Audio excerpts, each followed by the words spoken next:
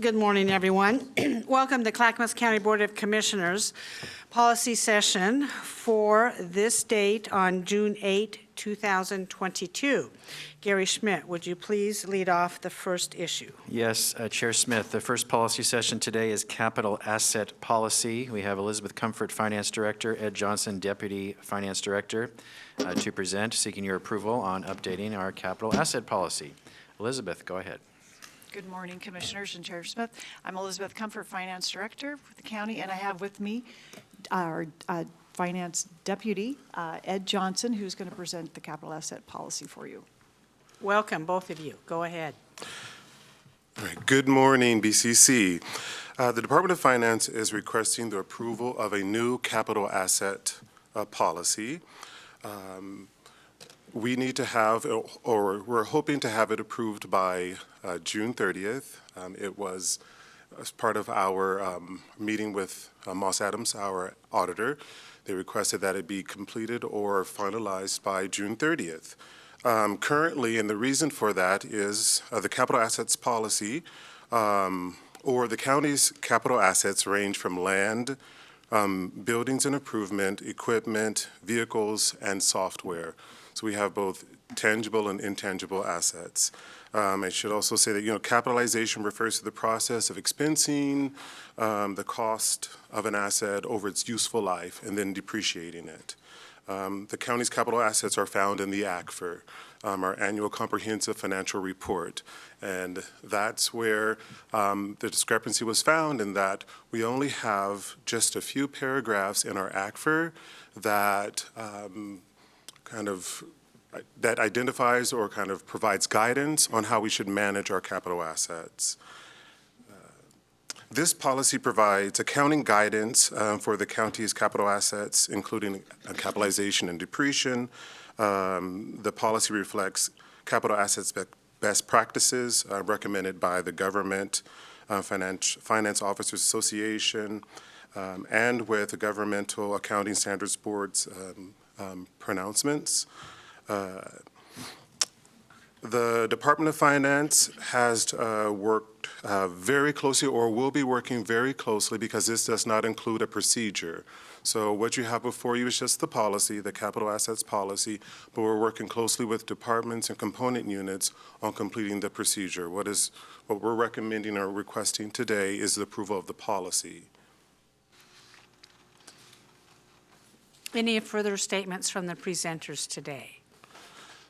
I'm sure my commissioners will have questions. And when was the last time this policy was updated?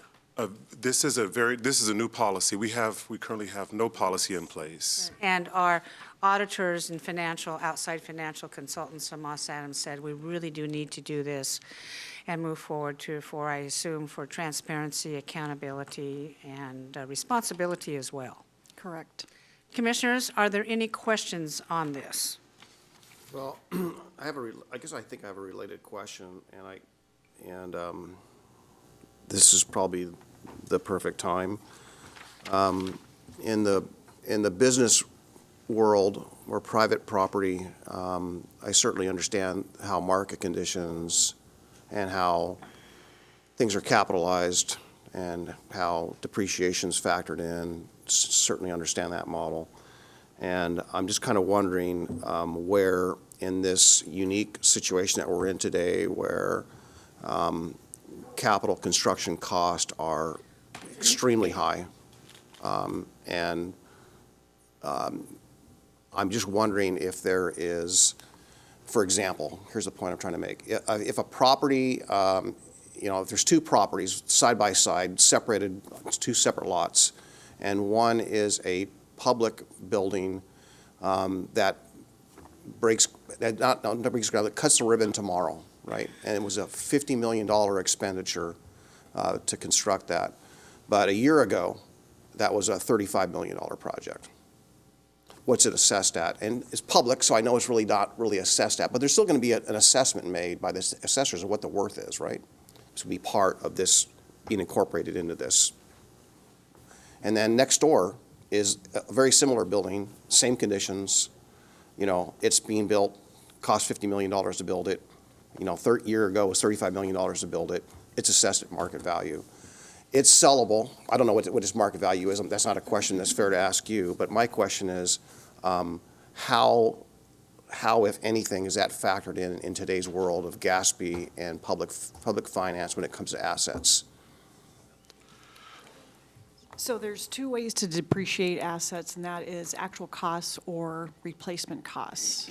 And so let us dive into that. Let's talk with our auditors on how we would address those situations, because I think that is a very current conversation that other folks are having, that we've not considered putting this together. So may I research that and get back with you, because I think that'll be very relevant to future conversations. As we need to depreciate our assets, are we depreciating at a higher rate due to those increased costs, or is it the replacement value? And then how do we determine what that replacement value is too? So thank you, Commissioner. That's very thoughtful. I think we need to look into that. Yeah, and if I just maybe one more example that whatever work you do to respond would be helpful. But as an example, we have some buildings that have been depreciated, I assume, right, that have been existing on our campuses or here, there for over 20 years. I imagine they're fully depreciated. And I also presume that, they've got, a value. But if we were to relocate that particular operation and raise one of those buildings, right? Just kind of curious as to how that replacement cost, that property, if the new property is going to be at replacement cost versus market cost, or actual versus replacement. Oh, we will definitely look into this and come up with some conversation, I think, talking points for you and responses. I don't have those right now today. Yeah, it seems like any decision we make on any acquisition or anything we construct, I think that's got to be a factor, Yeah. right? Because we can't, we've got to factor it in, because if we are losing value, let's say we tear down a building that's, we estimate is worth $1 million, and we need to build something that costs 40 to replace it, that's a huge delta. And that thing needs to be factored into the cost, because it's a loss. I look at it as a loss from a functionality standpoint. So I'd just like to know how GASB wants to approach that, or how they approach something like that, scenarios like that. Thank you. Anything more, Commissioner Savas? That is it, thank you. Thank you. Commissioner Fisher, you're up. Thank you. I just reviewing the materials, and there's references when it talks about the purpose of the policy. It refers back to best practices as recommended by the Government Financiers Officers Association, and also in compliance with certain statements and elements of financial statements and basic financial. So what I'm wanting to understand is, this policy there's not a lot in this policy. It basically says we're going to keep track of our capital assets and depreciation, basically is what this policy, I'm assuming we have been doing that. But it may not have been written down or, I guess codified is the word that I'm looking at. So this policy does that. That's the first thing that it does, correct? Yes. And it applies to best standards and practices that exist across governmental, best practices for governmental agencies. That's the second thing. And then I have two other, as it rolls out. So within this policy, it says, exceptions to compliance with this policy by any department or agency must be prior approved by the finance director. So I'm interested in the checks and balances within the policy. And those, thank you, Commissioner, and those will be outlined in our procedure manual that we are working on in detail with the departments. For example, we have Erin Blue, who is with WES, Water Environment Services. She's one of the departments. We actually met with them on Monday, and we're meeting with Department of Transportation and Development next week, because they have some particulars that we do want to make sure that we address and capture and understand their business practices to incorporate those. So it will be a joint effort working with all of the departments and their needs. Okay, that'll be interesting to see how that rolls out. My next question, so we have this county government, And governance is just such an interesting topic, especially now. So it's almost everything we do is put through this lens of, well, how does this work? When we have, in Clackamas County, all these independently elected officials, so we have Justice of the Peace, we have the Sheriff's Office, we have the assessor, we have county clerk, we have the treasurer, and then we have our board and county commission. So within those different, like district attorney or Justice of the Peace, how will this policy be county-wide, and where are the points of accountability, basically checks and balances? And how will that be incorporated into this? So all of the assets belong to the county, and those are under your jurisdiction and under the leadership of our administrator, Gary Schmidt. And so the elected positions, they oversee those assets, but the assets still are county assets, which would fall under this policy. Does that? Well, and am I I'm just reaching- wondering about, I'm always interested in checks and balances and oversight, because it's always better if there are, just when we're talking about capital assets or any government asset, whether it's financial or if it's capital, that there's oversight and checks and balances. So in this policy, it says the finance director can change it. Nothing can change in this policy except the finance director. And I'm just interested, and that's what we're approving today. So, and I'm not looking at you, Elizabeth, I'm looking at governance off into the future, and I'm just wanting to make sure that we have those checks and balances within any policy Yeah. dealing with finances. And may I respond? Thank you. So the finance director is in there because this role as finance director is to make sure that we are staying within the GFOA and GASB rules. So that's my role. So if a department, says they want to change something, we need to test that against those. And so that's why it says finance director, because they could. So if we have a minimum of 10,000. Wes wants to have 5,000, that's fine. But if they want to raise theirs to 15,000, that's not, we have to draw the line there, say, no, the minimum is 10,000, not 15. So those are the checks and balances we're looking for. And also the good thing is all the invoices for all these assets come through the finance department and are recorded in our financial software. And that's where our general ledger team, they review all of those. In fact, we're current to date with reviewing all the large purchases, assets to capital outlay, construction in progress. Those are all being recorded. So we have oversight, the checks and balances, to what's occurring in all of the departments. And then we work with the departments to say, status, is this project going to be complete by June 30? Because then we'll capitalize it in this year. If it's not, it remains in capitalization or projects in process, and it'll be carried over to next year. And then it'll be depreciated starting in the year it's completed. So we do have those checks and balances where we have an oversight and where we're relying on, the integrity and, character of the team in finance that is reviewing all these documentations and monitoring this. And we have the team. We have checks and balances even within that team. So we have our GL, our general ledger accountants, and then we have our accounting manager that reviews all that work.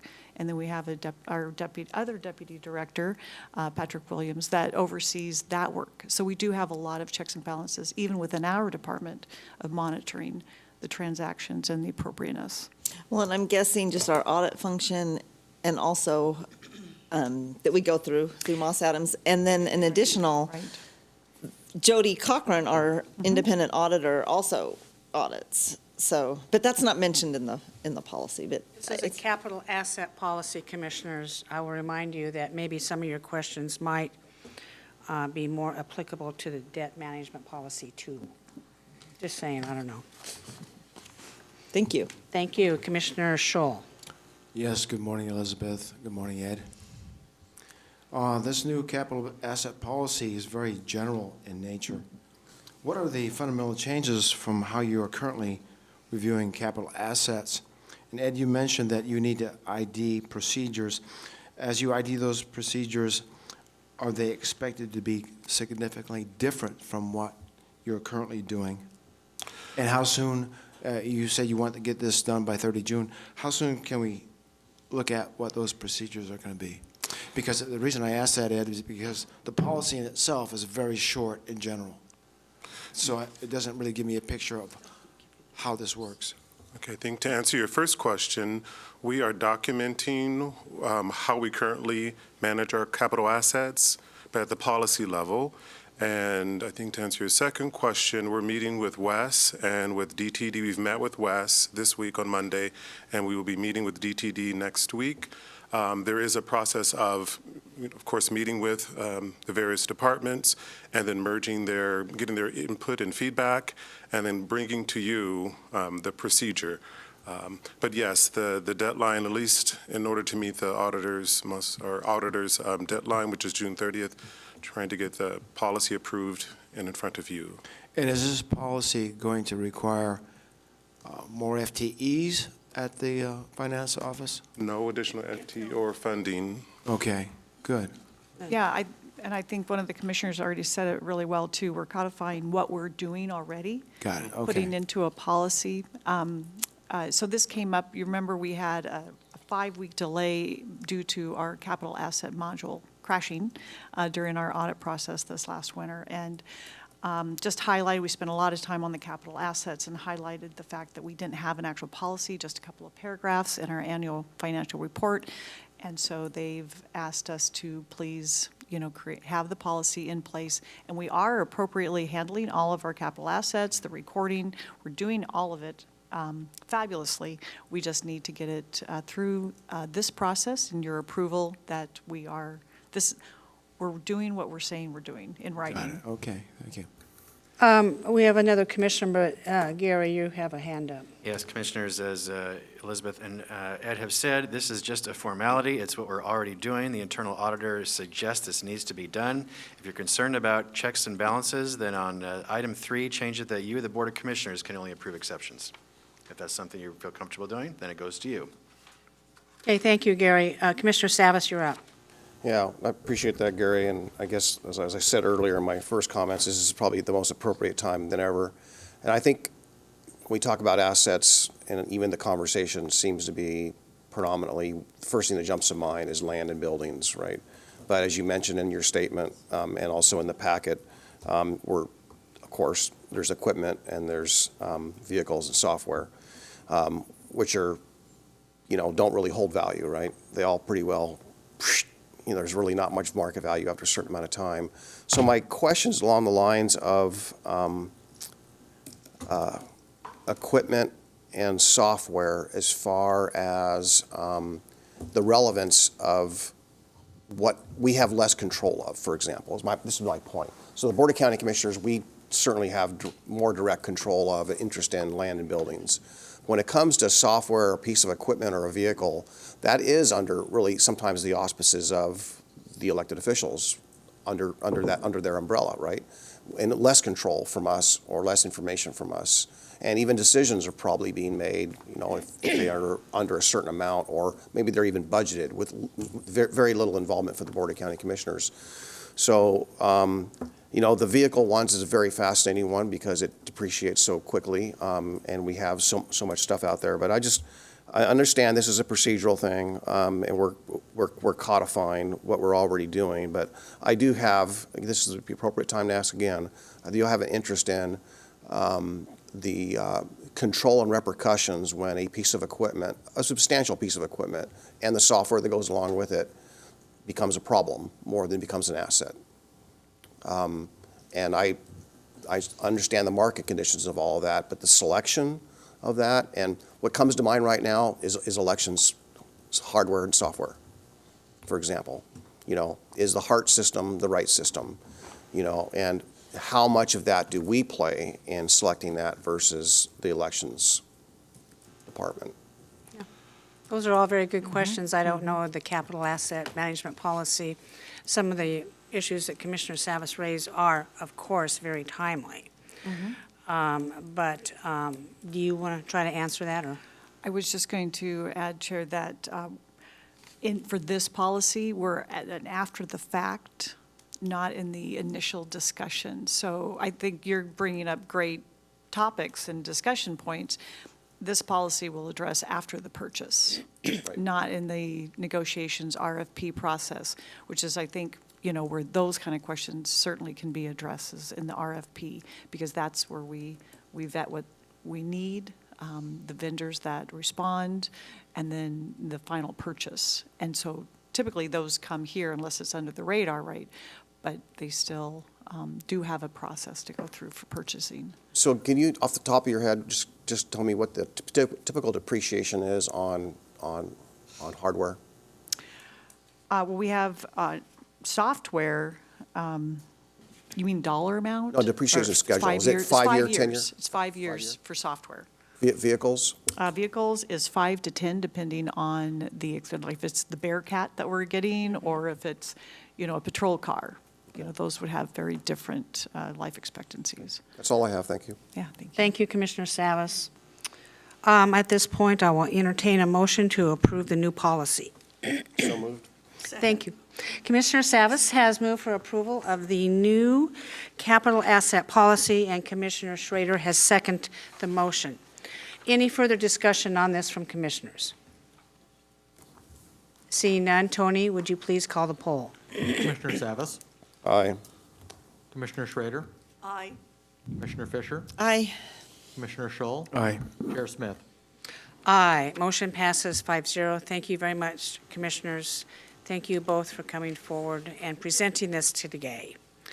Gary, what's up next? Next is another policy, debt management policy. Sandra Montoya, Budget Manager, will present along with Elizabeth, Finance Director. Go ahead, please. I'd like to present Sandra Montoya, our budget manager, who will speak to the debt policy. Welcome, and go ahead. Good morning, Chair and Commissioners. I appreciate the opportunity. Before you today is the debt policy. The current debt policy was approved in 1996, and it's 26 years old, and just requires some refreshing. In general, it's not that it's a bad policy. Really, we've just expanded it. We've made it more user-friendly for the end user, for the departments, so that it provides more direction. We've included a definition section so that there isn't any confusion and there's clarity. And then where there's specific reference to laws or SEC rules, we've provided those references in the policy, and really just honed in who the final authority is on reviewing things or approving, and that lies with the finance director, ultimately you and the county administrator, but on the day-to-day operations with the finance director. So that, in a nutshell, is the policy that we're presenting to you today. Like I said, at the bones of it, it is the same policy. It just provides more clarity, a little bit richer information for easier use.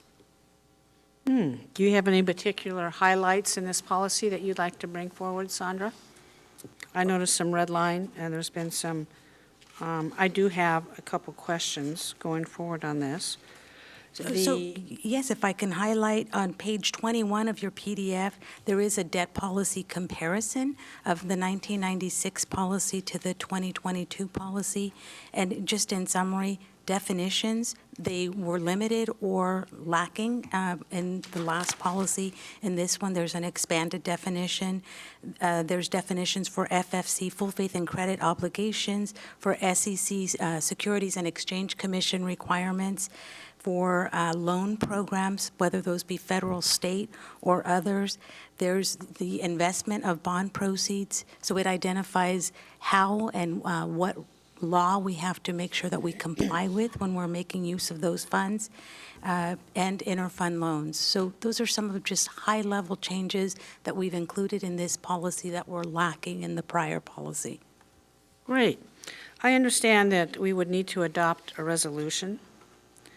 So I have some questions on that. It's page 13 of 17, and those page numbers are right under resolution order. And number 1, primary disclosure policies, and it talks about the responsibility of the finance director for information requests relating to official statements. Elizabeth, could you explain what your role in that would be? In this particular scenario, I have delegated the bond responsibility to our budget manager, so. Okay, that's fine. So That's she- a good answer. Right. And then on the next page, on page 14 of 17, Under K, consultants and advisors. Municipal advisor, the county will retain an independent registered municipal advisor through a process administered by the finance director, consistent with the rules and blah, blah, blah, blah. Do we have somebody contracted services for this? Yes, we do. And we have a contract with them, and who is it and how much? It's Piper Jaffrey, and it is, I should have. Carol Samuels is our representative, and I'm trying to think, it's $165,000 that we have contracted over the course of,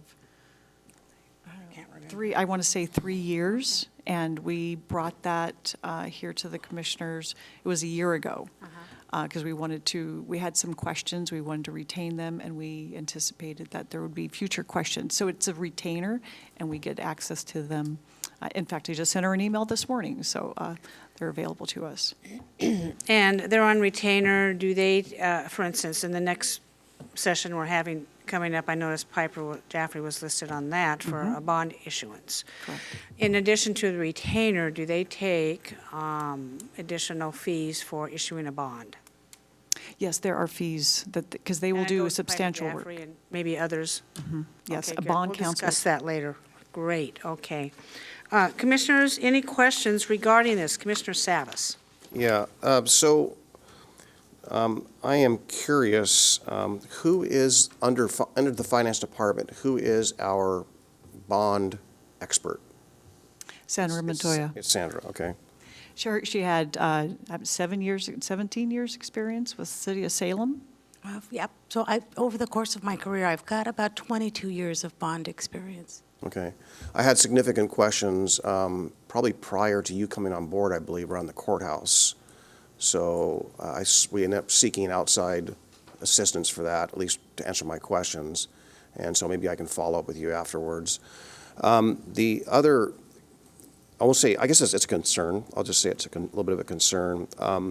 Historically, at least since I've been here, there has been most of the issues about bonds or payments or opportunities that come up have been initiated by the treasurer's office, okay?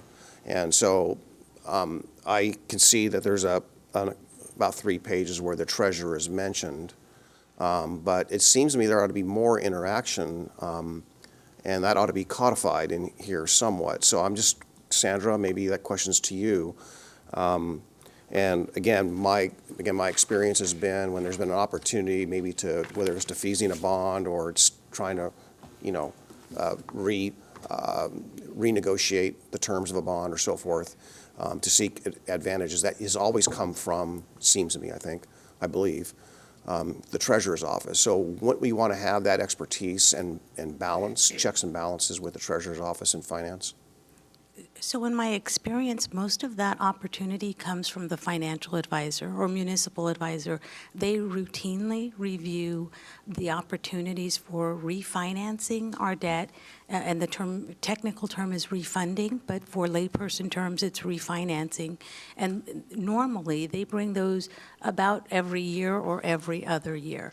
And they are looking at things that are eligible for refinancing and where the opportunity, it may be lowering the interest or improving the terms. So sometimes the debt terms can be restrictive and difficult on an agency, and because they know the operation and you're in communication with them, they understand where the opportunities that they need to seek for us are, and they would bring those to us. Right. Well, managing investments and managing debt are pretty well closely related. And I believe the treasurer by function does that, right? Correct. Okay, so if I am the person on the outside reaching into the county, are they going to speak to you particularly, or are they going to go to the treasurer first? How is that responsibility shared? So let me clarify. So there were 2 things. In managing the debt would be with finance and working with our financial advisor. Investing the funds that we have in the county, we would work with the treasurer. And Treasurer Brian Nava, worked with Sandra on this, so he's had some input and review and approval of the sections that he's involved in. But questions on the debt itself would come to the finance department as we manage the debt. Okay. So before it was Sandra, who was it? Well, I took the lead until she came on board, June 1st of 2020. And I'm not sure who did it. Perhaps Krista Wolf may have done it prior to that, prior to my coming on board. Okay, okay. Because it's a unique, I won't say a skill set, but it's a unique experience. Yeah. Commissioners, we have time in the schedule. Any other burning questions on maybe not this, but just finance, debt, asset management in general that we could use an education on? I know I find this particular topic very fascinating, by the way, and I like doing deep dives on finances, budgets, profit and loss, that whole type of thing. And I think we'll have some good questions coming up in our next session. Commissioner Scholl. Yes. On this debt management policy revision, you have, one of the changes is that you have now delegated authority to WES to adopt its own debt policy. Why did this happen? What does WES gain by having this delegated to them? And did WES, are they set up to do this? So WES, our Water Environmental Services District, they issued more debt than probably any other agency or district among us and the component units. And so they have the expertise to be able to take the lead. Quite honestly, they probably issue more debt than we finance have the ability to manage for them. And so because they have the staffing, they also are rate-based and could hire additional consultants if they needed. It was their request, and Elizabeth approved Okay. that they go ahead and have their own policy. Okay, good, thank you. And I should say that the intent, and I'm not sure if they've already done this, but is that they would adopt a policy that is very similar, if not pretty identical to the county, but they would be able to manage their own debt. Okay. Which would still be approved by the Board of Directors of WES, correct? Yes. Thank you. Then we wouldn't do that. Well, they issued debt a while back. Chris Story, the attorney for them, was he the assistant director? I don't remember. It was, yes. Was very skilled in issuing that huge bond that they sold for. And so, yeah, they do a good job over there.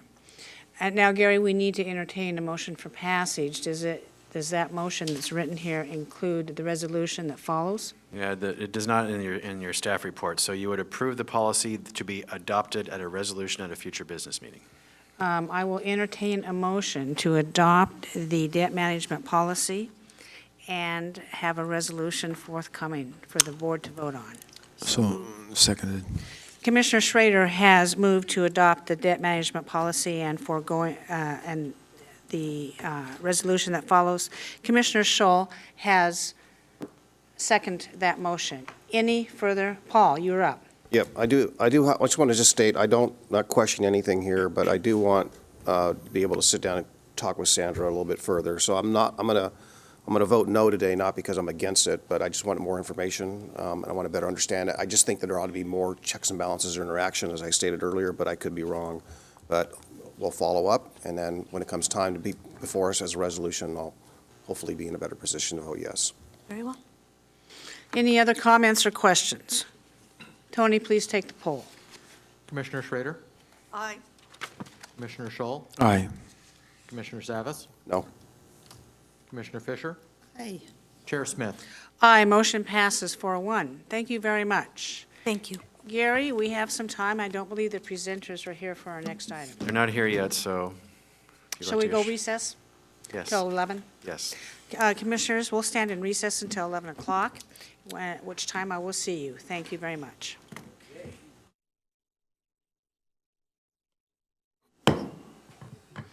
Good morning, everyone.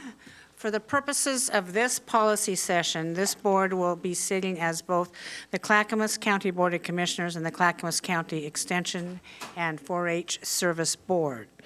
As a discussion today involves and will evolve around deliberations and decisions by both boards on separate actions. After the staff presentation, each board will convene for deliberations and decisions separately, if any. Gary, would you please approve the first item? Yes, thank you, Chair Smith. So the session today is the Clackamas County Extension Service Education Center Building Project, both an update on the project itself and then to discuss if the county is willing to do bonding for this project or not. So I propose, as when you meet as the board Do you of want me the, to do that now? yes, please. Yes, thank you. I will now recess as the Board of County Commissioners and convene as the 4-H Service District Board. Thank you, Gary. Thank you, Chair. So at this part of the conversation, Commissioners, I recommend as you sit as the service district of the Clackamas County Extension and 4-H Service District Board, you simply will get an update on the project itself, and if you are comfortable moving forward on the construction. You are not to discuss financing because that is a Board of County Commissioner decision. The financing in this part of the tax base of the project has already been identified, but if you want to do the bonding, that is under your authority as a Board of County Commissioners. We'll help you through this, Commissioners. So right now, you're sitting as the board of the Extension and 4-H Service District. We have Leah Sundquist, who is with the OSU Extension Service District, Elizabeth Comfort, Finance Director at the county. They will kick off the presentation. Please come forward. Welcome, and go ahead. Commissioners, good morning. I'm Leah Sundquist, and I am the AOM Administrative Office Manager and County Liaison for the OSU Service District, Clackamas County, and 4-H Service District. This project has been in works since 2008 when they began, and the individual at the time, director, was asked by the commissioners to begin to start saving to provide a new building.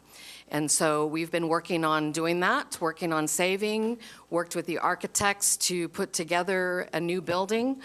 The plan is that it's a 22,000 square foot building, and in that building, it will house an area for the master gardeners, forestry, 4-H, and family community health, and then potentially 2 other programs that Commissioner Schrader asked us to look into at our last budget meeting. It will have 2 classrooms. Each of those classrooms can hold up to 75, or they can be put together for a 150-person auditorium-type classroom.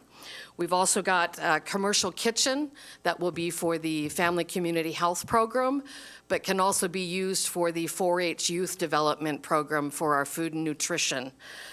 We've got the research room that the Master Gardeners would use for community to come in with either leaves or tree branches, whatever they need assistance from the Master Gardeners to be able to do. Right now, we are in the process of working with finance and everybody else in terms to try to ensure that we've got the funding. But we have saved and have $10 million right now to put towards the project. Excellent. And that's the overview, big picture.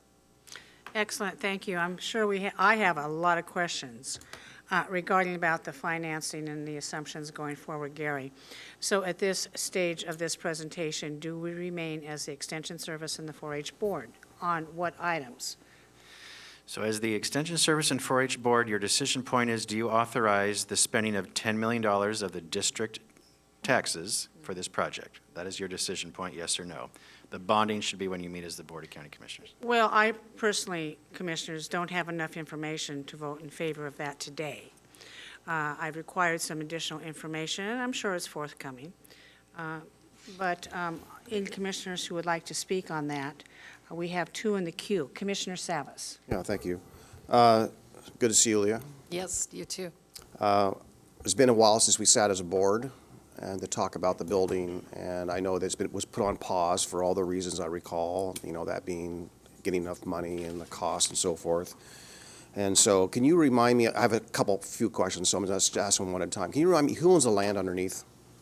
The land is actually here in Clackamas County. Okay. It is a Clackamas County building, and the land that the new building would be on is also Clackamas County, Redlands. Okay, so was the arrangement to lease that for $1 a year or something like that? The original intent, as I know it, was that the county would lease the property to us in perpetuity for $1. Okay, great. And I understand the why to build the building, but can you tell, is there any pressure or urgency knowing the construction market is where it's at for the why now question? Yes, there is. First off, we've got 10 million ready to save. The interest rate has gone up twice, and it was put on hold 2 years ago because we had not done a 20-year debt security plan. We've put that together. We've shown finance. I'm that- going to interrupt here. We're talking about finances under the auspices of the Extension 4-H. Commissioners, I can recess as this and reconvene as the Board of County Commissioners for any further discussion on finances.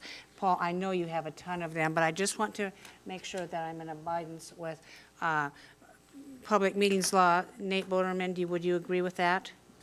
Yeah, and it's going to be a tricky conversation because obviously. It's going to be a very tricky conversation. The So would building and the finances. Would you really go. recommend I recess and then reconvene as the Board of County Commissioners?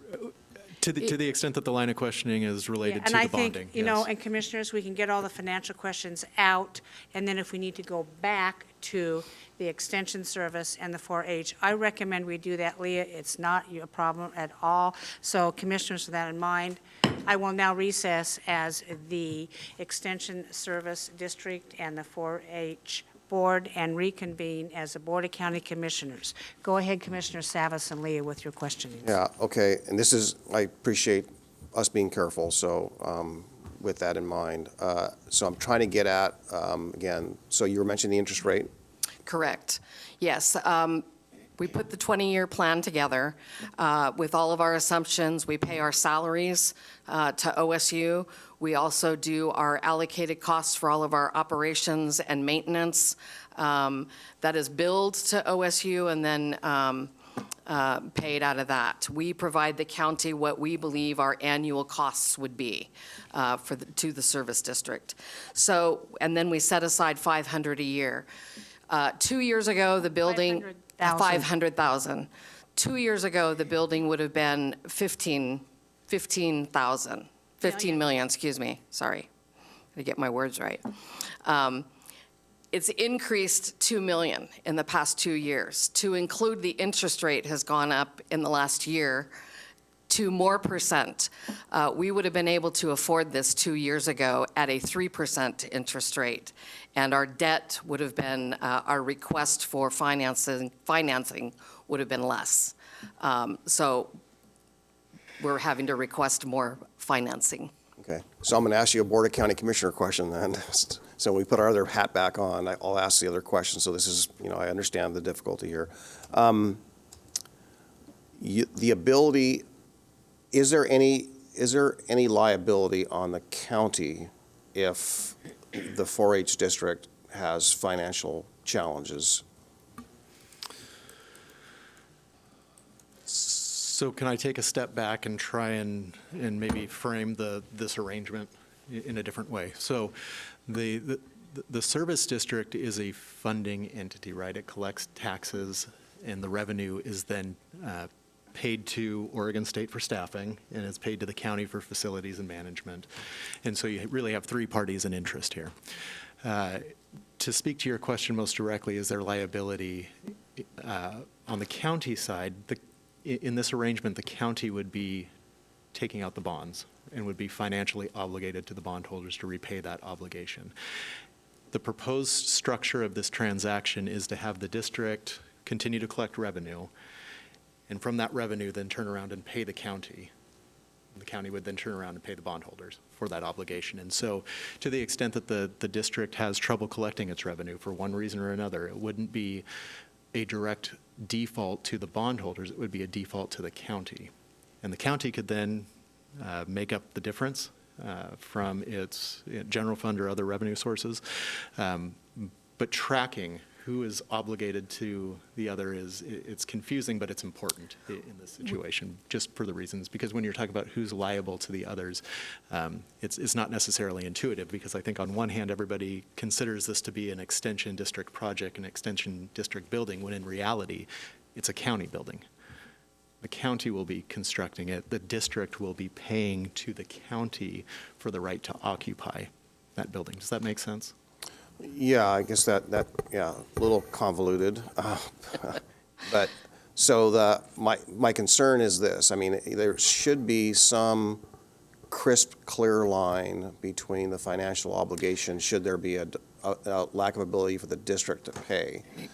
So, in essence, what you're saying is that if that happens, that essentially being the building owner, that's really within our, it's in our ability. I mean, hate to say this, but if we were to repurpose the building, if there was a default, we could do that. Correct. I mean, think of this truly as as between the district and the county, a landlord-tenant situation, and as between the county and the bondholders, a mortgage or mortgagee type relationship, right? Think about it in that way, because if the tenant defaulted on their obligation to the landlord, that's not a default to the bank necessarily, right? And so the landlord would be able to take whatever remedies were available to them under the lease, whether it's, suing in court for the shortfall or eviction potentially. But again, I bring that up just as a different way to perhaps think about this and frame this, because again, we've got three different parties involved, and it's not a straight line between the district and the bank or the bondholders, whoever you want to. And Commissioner Savas, we have done a 20-year projection with what we believe our funding coming in from the tax base, as well as what we believe our salaries would be for the next 20 years, promotions, cost of living adjustments, trying to make sure that we would have enough money in there for capital improvements that we would need. Right now, the bond estimates that are coming in keeps us at or below the $500,000 we've been saving every year in our budget.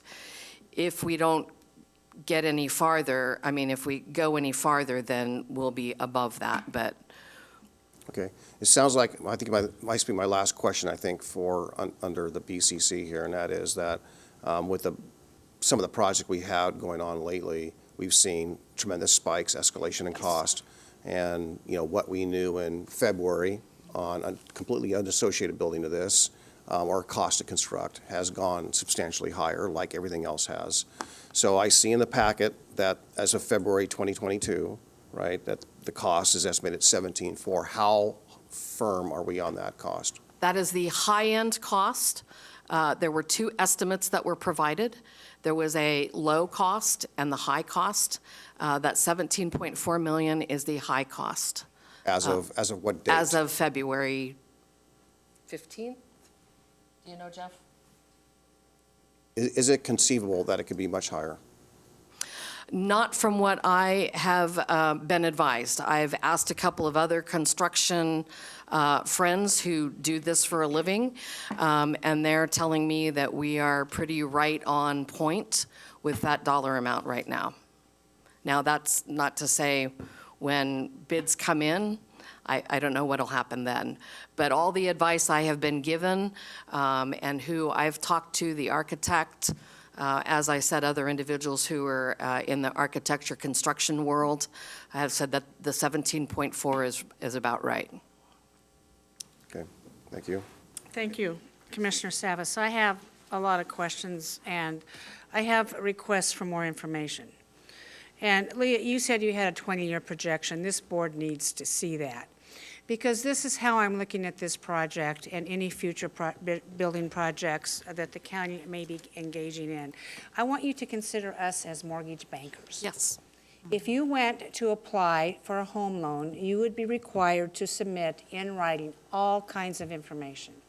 And I have acquired some of that today at the last minute, but it's outdated and it's not complete.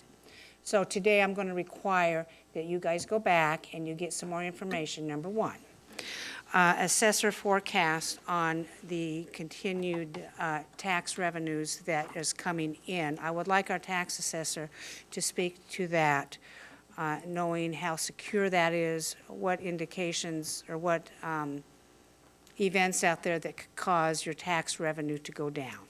And you said you've done that somewhat in a 20-year projection. We need to see that. Thank you very much. Don't give me the numbers today. Also, I want a P&L statement, a profit and loss statement. And in that P&L statement, I need to know exactly everything that is paid out. The salaries, I understand OSU reimbursed this. Do you have a contract with OSU? Is it updated? Nate says yes, we Yeah, need the to see that. IGA. Any contracts that you have engaged in for services, program development, teaching, we need to see all of those. Do you pay allocated costs? I don't know if you do or not. And will you pay allocated costs on the new building? What are your program costs, your development? You know, how do you do all that? Everything that you spend money on, we need to know that from a business point of view. Also, I have asked for, we have 2 bond summary statistics here that Elizabeth Comfort, thank you for bringing those forth. And I'm reading those, and one's a loan and one's a bond. However, those are dated from February.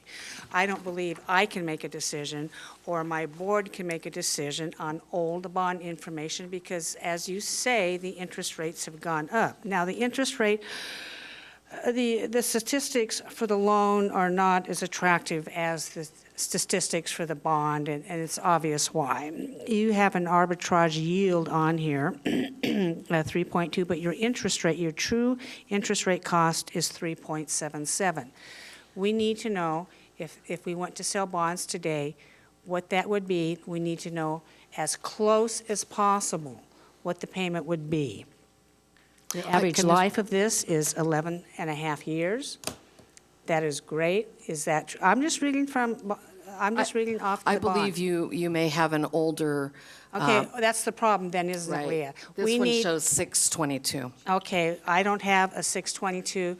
That is an issue for this board to make a decision on. So you sit as an independent 190, correct? Your governance structure, Nate?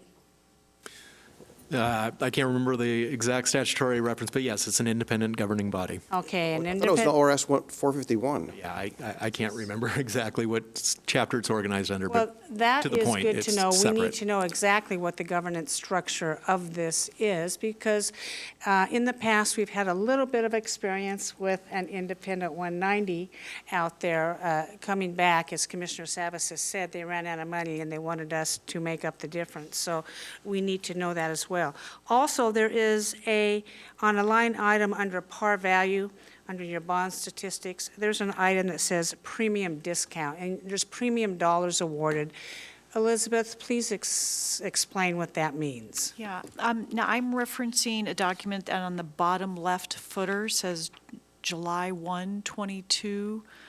I believe that's the one we. I don't have that document in front of me. We handed Well, I do out. have one prepared June 1st, 2022. Yep, and that's the one I'm referencing with the premium, the discount of $767,000. Please speak up, I can't hear Elizabeth. That is the document that I'm referencing for the public bond of That's not in the $767,000. packet, or is in the packet? No, it was handed out. Given to you, I believe Tony handed those out, Paul, on a paper. Oh, okay.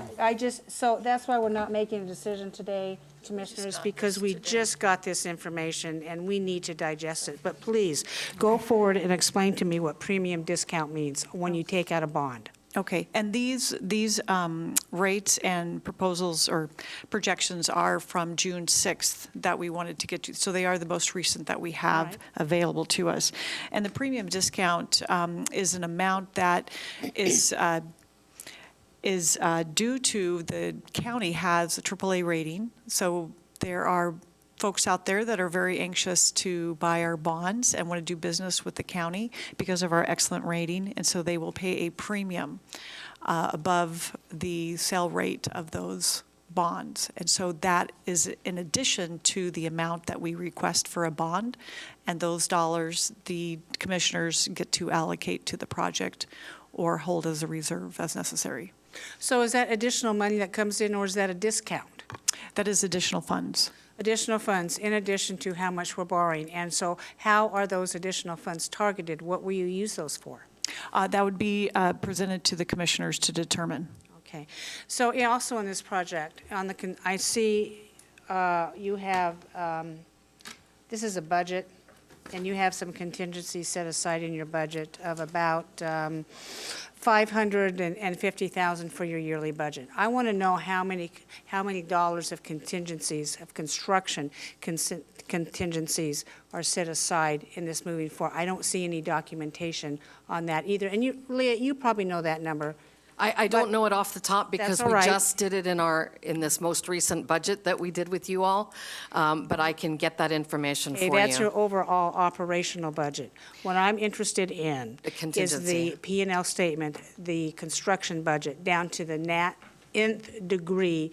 I want to know absolutely everything that you're engaged in because, and Leah, it's just not you.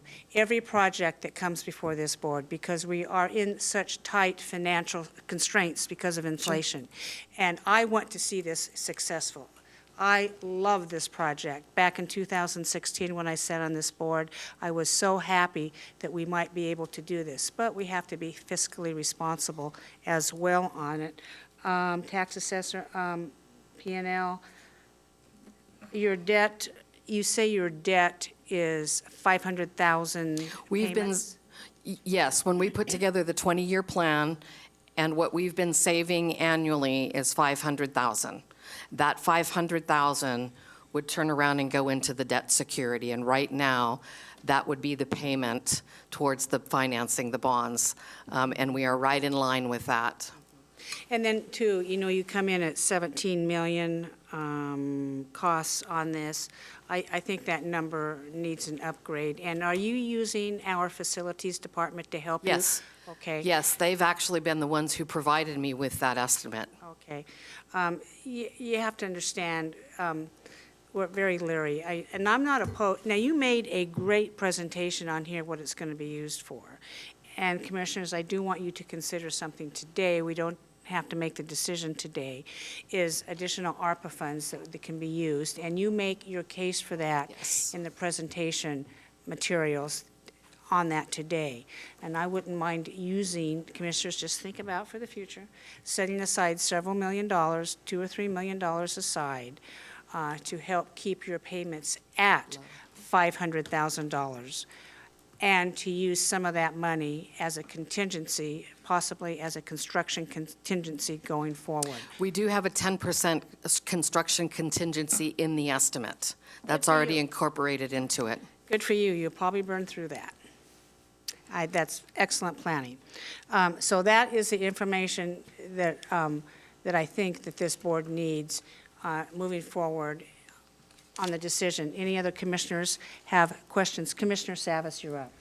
Yeah, so I think what Chair Smith is asking for is relevant, so I support that. I am reluctant to do much today, other than study this a little bit deeper with the information. So I'm seeing on page 1 of the handout that we received today, it says maximum annual debt service, $509,000, and average annual debt service of $513,000. So that's an exceedance of the $500,000 that you got put away. And what page is that, Paul? Page 1, Thank right you. in the center. Oh, there it is. Mhm. Yeah, so your debt service is above your amount of $500,000. So whether it's a dollar one way or another, even if it was $10,000 in the positive, let's say it was $490,000 debt service, and you have 500. My concern is the overall health of everyone, business and private sector, public, and that is that the cost of operations are exceeding revenues, and your revenues are fixed, you're on a fixed tax base, so we know what that is, now that's projected to be, but we're above that. So in the long term, for the life of this bond, Right. just aside, I would really want to just look at your ability to fund the debt service based on the district in and of itself, right? Just like anyone would. And especially if we're going to be the ones that are going to be bearing the ultimate responsibility should it not happen or not be fully funded. So with that, that's one concern. The second concern is really if you had a fresh estimate, so to speak, of the cost to build this, and it's within that $17 million number, great, that's good news. Augmenting it with other funds would help relieve that, but I want to see a lot of breathing room between the debt service and what you got freed up annually, and I don't see that right now. Matter of fact, it seems to be a little bit on the negative. I can provide what we use as our entire budget that we brief to our advisory council line by line, by name, by program. It'll show our contingency. It'll show where we've planned out the construction capital improvement as well, and it'll show our contingency in the budget Yep. to include that 500,000. And we still have the lease payment included in that budget. I can provide that entire document. Right, and I would like to get some updated information on the building itself, square footage, materials, so forth, so I can understand that, what we're buying. Is it any newer than what we saw 3 years ago or so? No, the only difference is I added back in, 2 years ago, there were 3 areas that were, I guess you'd consider value engineered out and were not part of the estimate, but rain catch basin really needs to be put in before the foundation is put in. So I added that back in. And for $300,000 for a pavilion and the Master Gardener greenhouse, I added those 2 back in. So those 3 were put into this new estimate. The only thing that is not in the new estimate are some of the additional high, I guess you'd say, fascia-type wood that could be bought that were not put in. All of those are still deleted. And then we are still working with some of the families, community, and businesses who originally had committed to donating timber for this project. We also have a couple of businesses who were committed to donating some of the kitchen appliances. The kitchen area appliances was about $175,000 for those. I'd have to go back and look at the dollar amount on the timber. But we do have that all broken down from the architect. We need everything that you have. Okay. And anything more that this board asked for. Commissioner Savas. Yeah, and then lastly, I just want to restate that I support of this project from years back, still am today, provided we can afford it. And was this going to be a LEED certified building? Yes, net zero LEED. We've also, we're trying to work towards your climate goal, and so hence the reason for the putting the catch basin in. Solar is going to be there. Okay, great, thank you. Thank you, Commissioner Savas. We have a couple other commissioners in the queue. Commissioner Schrader. Yeah, I'd just like to state that I have always supported this project since its inception in 2008. Even prior to 2008, we had had conversations about having a facility of this kind. So it even precludes, I mean, it's actually even longer than that. I do agree, however, if we can just get the rest of the information, just to try and, because things are so turbulent out there right now that we have to, at least from our perspective, just have as much certainty as we can under the circumstances with what we're dealing with the market. But I really would like to see this go forward because too. we've been working on this for years and years and years. So I don't think there's the lack of support if we get the additional information. And I guess my question is, how soon can we do that? Is that something pretty quick? I can have my budget to you tomorrow. It's already been approved, so I can provide that line-by-line budget. P&L, I think we're working on. And we need, I think the most crucial piece here, you have that, is the updated bond information. So the county staff needs to go do some more due diligence and try to nail down through Piper Jaffray, our person who we have contracted to for the bond sale. We need some real hard numbers on that, Elizabeth. Just don't answer, just go do it, please. Thank you. We have another commissioner, Mark Scholl. Yes, Leah, thanks for all your hard work on this, and you need to be commended for being able to save that $10 million.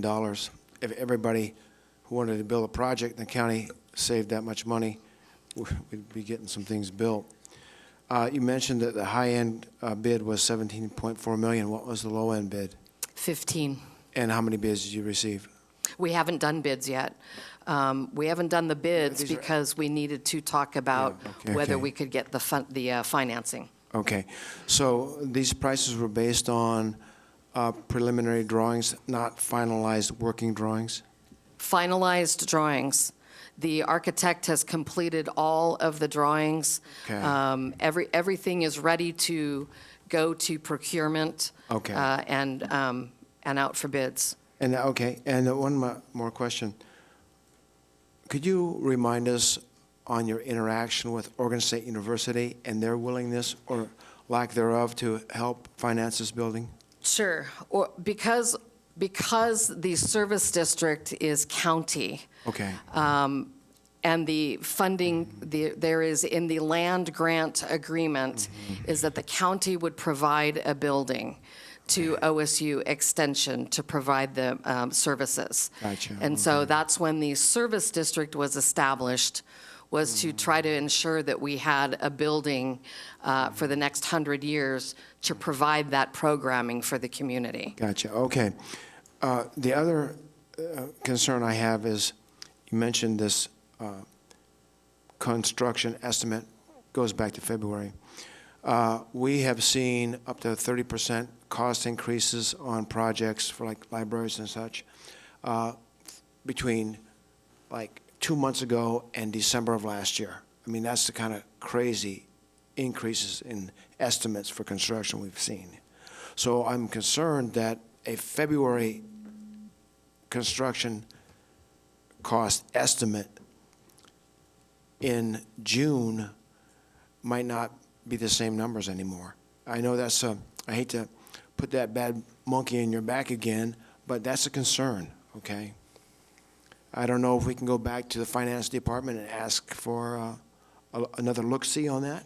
Facilities. Facilities, I excuse can work me, with Steve Bloomer, he's here in the room, with Jeff, and ask the architect to do another estimate. Yeah, I don't know what that would cost you to do, but. It's about $3,500. That's what we paid in February for the estimate. Well, it might be worth it, because again, everything we look at, from a bridge to a library, the increases in the last 6 months have been just crazy. So keep that in mind. Thank you. Thank you for that, Commissioner Scholl. Any other comments for Commissioners? Gary, you have anything to say? So what I'm hearing is you'd like some more data before you make a final decision. Staff will compile this as quickly as possible. I don't want to give you a firm date because we want to make sure we're accurate and get all that you asked for. I think we definitely could have this for you in July. The end of this month might be cutting it close, but definitely in July, we could have all this back to you for further discussion. Okay, thank you. Commissioner Savas? Yeah, and I like to see, make sure we're in ORS 451, which I think we are, or 4H is. I also like to see what the ballot language was to the voters when the district was formed. Just understand our obligations. Thank you. Yep, I agree with that, too. Very good comments, Commissioners. Leah, thank you for your good work.